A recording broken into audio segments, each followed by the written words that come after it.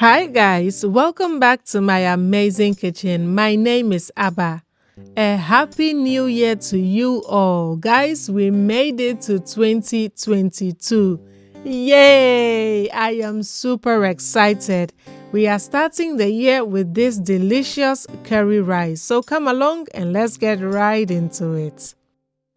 So for this curry rice, I'm going to be using some jasmine rice, but basmati or any long grain will do.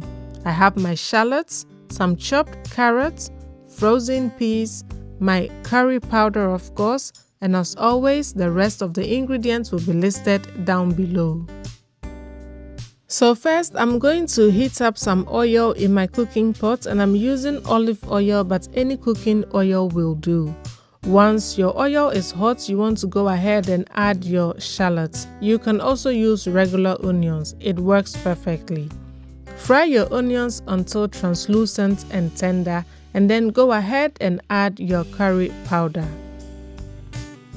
Frying your curry powder together with the onions will prevent it from burning, but it will also intensify the flavor and bring out the color. Fry this for about 3 minutes and then go ahead and add your washed rice. You may also choose not to wash your rice, but that is entirely up to you. So once your rice is added, you want to go ahead and toast your rice for about 5 to 6 minutes. So toasting the rice will help the rice to absorb all the curry powder at this stage, and it will also make the rice fluffier in the end. Now season with some garlic and onion powder and some freshly cracked black pepper.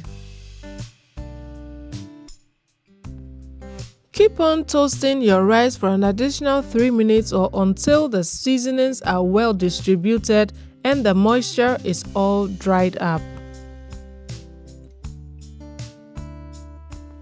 Now you may go ahead and add your water. You can also replace the water with some stock if you have it.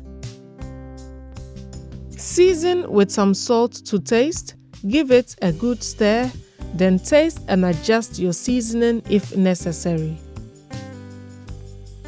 If you are okay with your seasoning, you may cover this up, allow this to cook on a medium heat for about 15 minutes.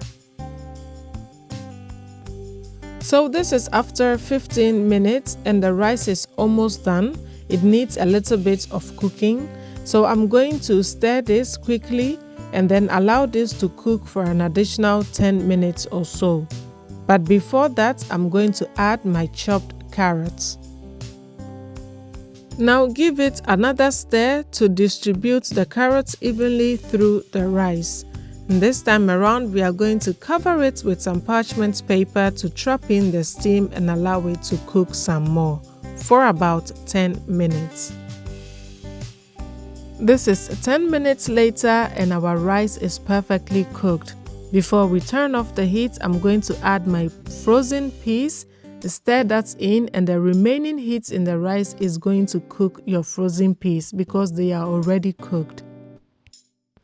This will also prevent the peas from becoming all mushy and maintain the vibrant green color. So once your peas are heated through, our curry rice is ready to be served.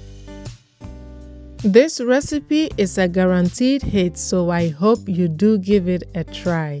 So until I come your way next time with another amazingly delicious recipe, cook this with love and see it radiate through the hearts of your family. Thank you so much for watching, guys, and see you in my next video. Bye!